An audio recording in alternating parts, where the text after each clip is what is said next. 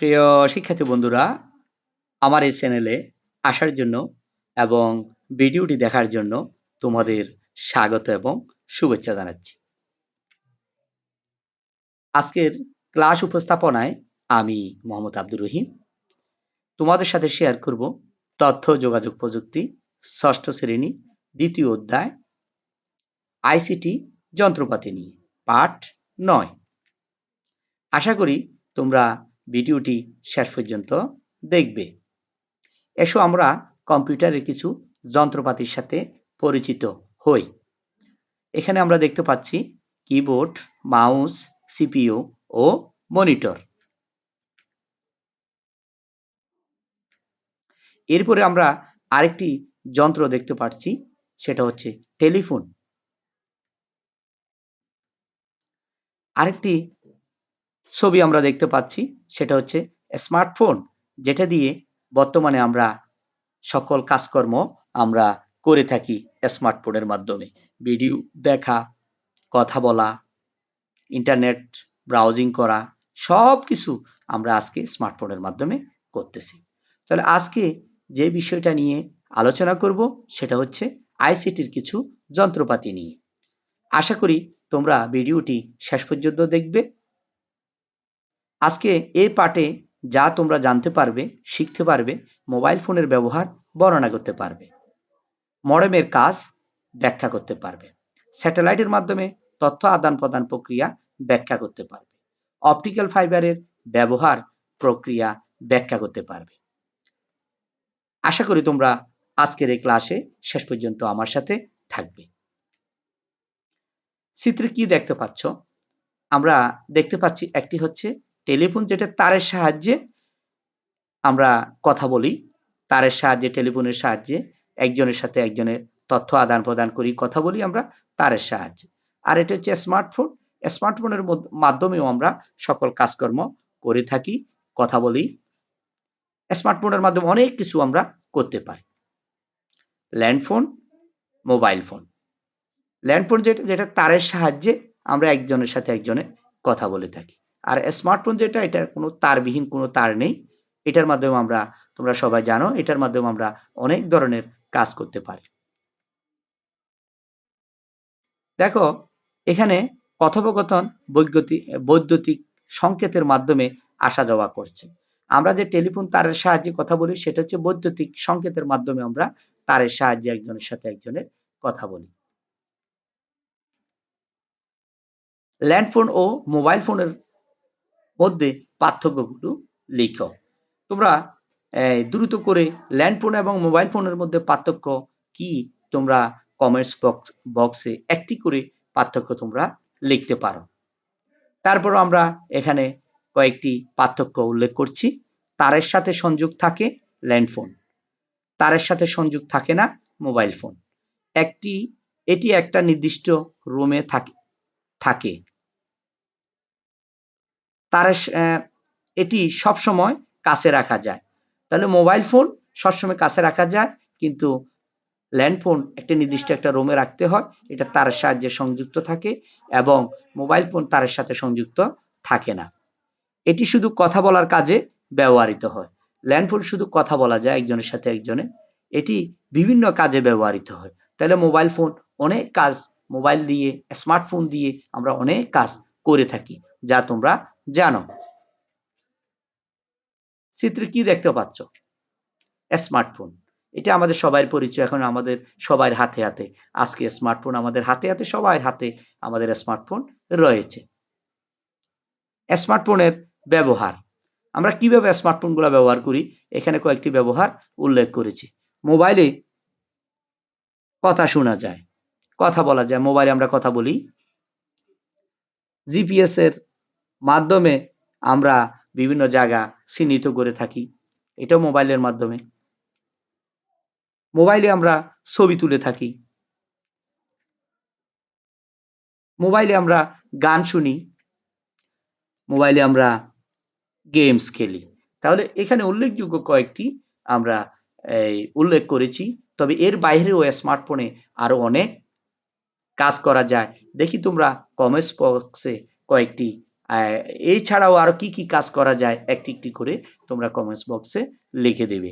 আশা করি তোমরা বুঝতে পেরেছো এবং জানতে পেরেছো স্মার্টফোনের ব্যবহার। স্মার্টফোনের কয়েকটি ব্যবহার উল্লেখ করো।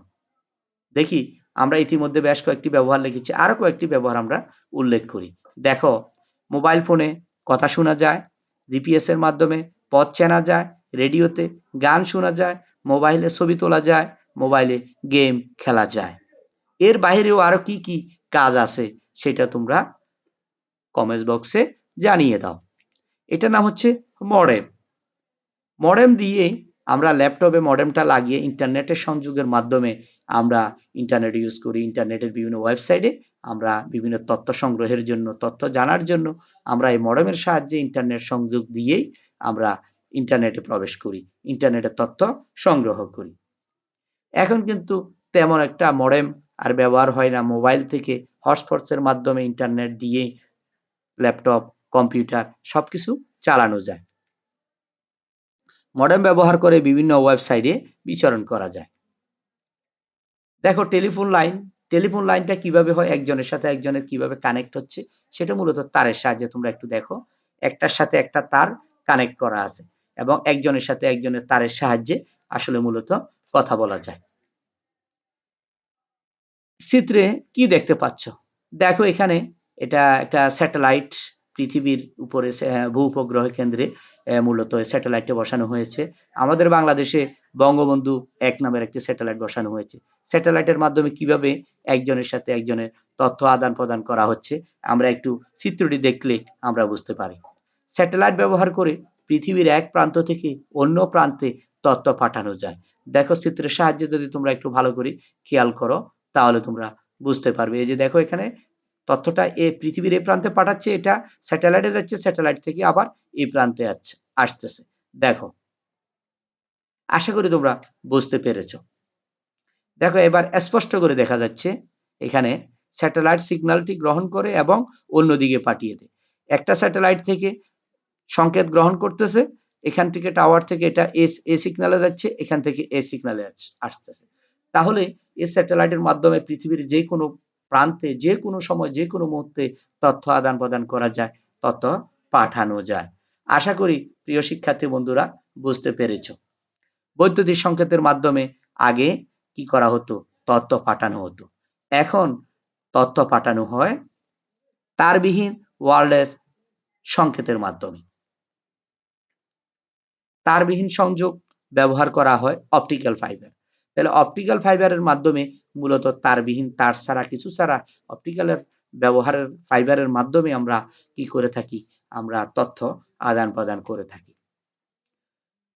দেখো, অপটিক্যাল ফাইবারের ছবিটি ভালো করে তোমরা লক্ষ্য করো। একটি অপটিক্যাল ফাইবার দিয়ে কত কোটি টেলিফোন লাইনের সমান তথ্য পাঠানো যেতে পারে? তাহলে একটি অপটিক্যাল ফাইবার তার দিয়ে দেখো ১ কোটি তথ্য পাঠানো যায় মুহূর্তের ভিতরে, সেকেন্ডের ভিতরে, যেটা টেলিফোন লাইনে করা যায় না। চিত্রটি দেখে এর ৪টি বৈশিষ্ট্য লিখো। অপটিক্যাল ফাইবার সম্পর্কে তুমি ৪টি বৈশিষ্ট্য লেখো। এখানে কয়েকটি উল্লেখ করেছি, আরো যদি থাকে তোমরা আশা করি কমেন্টস বক্সে লিখে দিবে। একটি কাচের অত্যন্ত স্বচ্ছ তরু, এটি চুলের মতো সরু, এর ভিতর দিয়ে আলোর সংকেত হিসাবে তথ্য এবং উপাত্ত পাঠানো যায়। লেজারের আলো ব্যবহার করা যায়। তাহলে অবশ্য বুঝেছ অপটিক্যাল ফাইবারের কাজ কি। এখন তোমাদেরকে কয়েকটি প্রশ্ন দিচ্ছি। এই প্রশ্নগুলোর আলোকে তোমরা তোমাদের কমেন্টস বক্সেও জানিয়ে দিতে পারো প্রশ্নগুলোর উত্তর কি, এবং কি তোমরা তোমাদের খাতায়ও এই প্রশ্নগুলোর উত্তর লিখে সংগ্রহে রাখবে, যাতে তোমরা পরীক্ষাতে এর উত্তরগুলো লিখতে পারো। ল্যান্ডফোনে কিভাবে সংযোগ স্থাপিত হয়? মডেমের কাজ কি? স্যাটেলাইট কি? অপটিক্যাল ফাইবার কাকে বলে? আশা করি আজকের এই আলোচনায় এই প্রশ্নগুলোর উত্তর দিতে পারবে। আরেকটি প্রশ্ন তোমাদেরকে দিচ্ছি, যেটা আমরা বাড়ির কাজ হিসাবে আমি সবসময় আমার প্রতিটি ক্লাসে তোমাদেরকে বেশ কিছু প্রশ্ন দিয়ে থাকি। কম্পিউটার ব্যবহার করে কিভাবে এক কম্পিউটার থেকে অন্য কম্পিউটারে তথ্য পাঠানো যায় তার একটি ছবি আঁকবে। কিভাবে এক কম্পিউটার থেকে আরেক কম্পিউটারে তথ্য পাঠানো যায়, এভাবে করে তুমি এঁকে একটি ছবি তুমি তৈরি করবে। আশা করি আজকের ক্লাস তোমাদের খুবই ভালো লেগেছে, খুবই সুন্দর লেগেছে। যদি তোমাদের ক্লাসটি আজকে ভালো লাগে থাকে তাহলে লাইক, কমেন্ট এবং শেয়ার করবে। পরবর্তী ক্লাস দেখার জন্য তোমাদের সবাইকে আমন্ত্রণ জানিয়ে আজকের ক্লাস এখানে শেষ করলাম। ধন্যবাদ সবাইকে। সবাই ভালো থাকবে।